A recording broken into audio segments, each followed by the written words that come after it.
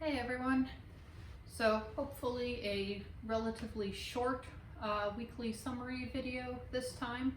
I managed to have had a week with no crises of faith about the class, or at least no major crises of faith or existential despair about the class and how things are going. So we are continuing as to the plan. So this week we're going to be talking about metamorphic minerals. So we're just going to be doing part 1 this week, and then we'll do part 2 next week. So we went pretty fast through sedimentary minerals. I recognize there's a lot fewer sedimentary minerals than there are metamorphic minerals. And the metamorphic minerals often tell you a lot about the rock and how it formed. So I think it's especially important to really understand the metamorphic minerals. Metamorphic minerals also just super pretty. So this is a picture of a really nice crystal of the mineral epidote. So we'll be reading about epidote in this week's reading. I think it's this week's reading, might be next week's reading, not sure. So just kind of an overview. This is basically the same information that's on the PDF I gave you last week about this tiered system of track 1, track 1++. So for track 1, all you're really doing this week is that reading and the reading questions about metamorphic minerals. So it's about half of the chapter on metamorphic rocks. So you can find on Moodle exactly which questions you're supposed to be answering and which sections you're supposed to be reading. And then hopefully on Wednesday, I'll have a video for you about those metamorphic minerals. Then, if you're interested in doing track 1++, which I hope as many of you as able can, I finally got the video, that's last week's video about petrographic microscopes and polarized light online. So that was on the schedule for last week. And I'm filming this Sunday night, so I guess technically I got it in before this week. But I apologize for that being late. So that's kind of an introduction to petrographic microscopes. And then it goes through some of the theory of polarized light and how that works and kind of why that's relevant to petrographic microscopes.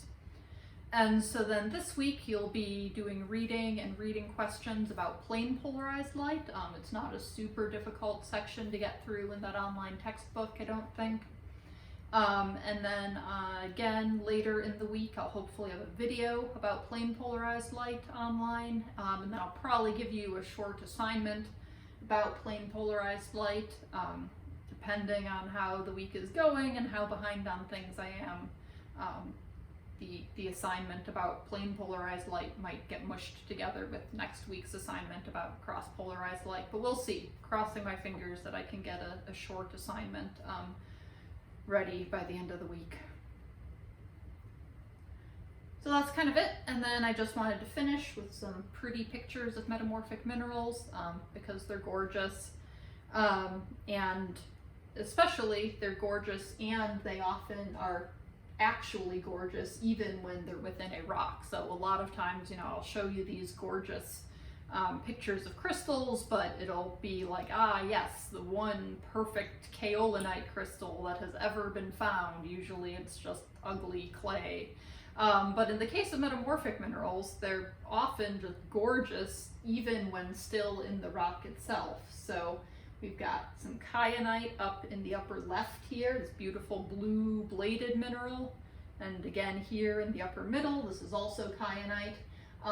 And you can see they're still in their kind of rock matrix, and yet they're still just beautifully vitreous, fairly euhedral.